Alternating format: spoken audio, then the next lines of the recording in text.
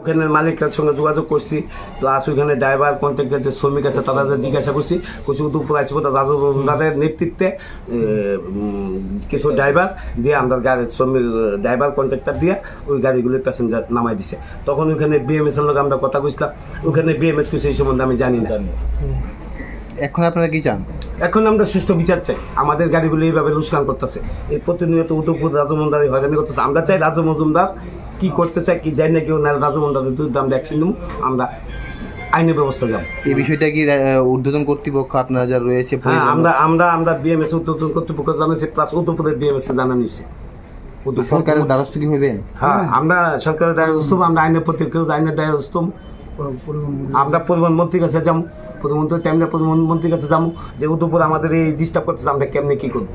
আমরা শ্রমিকরা সব প্রধানমন্ত্রীর কাছে যাবো। আচ্ছা, এই যে আজকে যে ঘটনা, মানে আগরতলা থেকে যে গাড়িগুলো গেছে সাবরুম এবং উদয়পুর, সেই গাড়িগুলোকে আটকানো হয়েছে। হ্যাঁ, আটটা গাড়ি তারা নামায় ঘুরাই দিছে। এগুলো কি আগরতলা গাড়ি, দুফল্লার গাড়ি, যে গাড়ি ভোর 5টা 5:30টার সময় একটা 5টা 5:30 গোলাপ বাজার ওই সাবরুম মনোজা একজাত শ্রীনগর যাই দিলে আমরা ফার্স্ট থেকে যে গাড়িগুলি মোটামুটি 140-50 কিলোমিটার যাইতে লাগে, প্রায় 300 কিলোমিটার আপ ডাউন, ওই গাড়িগুলি আমরা ফার্স্ট নাম্বার দিই 5টার থেকে। কোন জায়গায় আটকে দিয়েছে? উদয়পুর রাজারবাগ। গাড়িগুলো ব্যাক করছে না, ওই আটকে রাখছে? না, গাড়িগুলি রাজারবাগ, এরপর কিছুক্ষণ আগে গাড়িগুলি আগরতলা গাড়ি ছেড়ে দিচ্ছে। মানে এতক্ষণ যাবত আটকে রাখছিল? হ্যাঁ, আটকে রাখছিল, এরপর আগরতলা গাড়িগুলি ছেড়ে দিচ্ছে। আগরতলা গাড়ি ছেড়ে দিচ্ছে, হ্যাঁ, এরপর খাইলা গাড়ি পাঠাইছে, রাস্তাতে প্যাসেঞ্জার লেগে বসছে গাড়ি। তারপর ওই গাড়িটি আমরা এখন আবার পাঠাইতেছি। আমরা পরিষেবা সঠিক রাখি।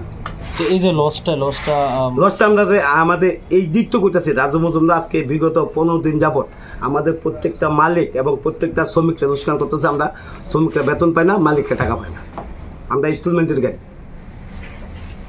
উদয়পুর আমরা ব্রিজটা পাই দিলাম, ব্রিজটা পাইনের পর থেকে আমরা আপ তো বর্মাবাড়ি অব্দি আমাদের কোনো প্যাসেঞ্জার লইতে দেয় না আমাদের শ্রমিকরা।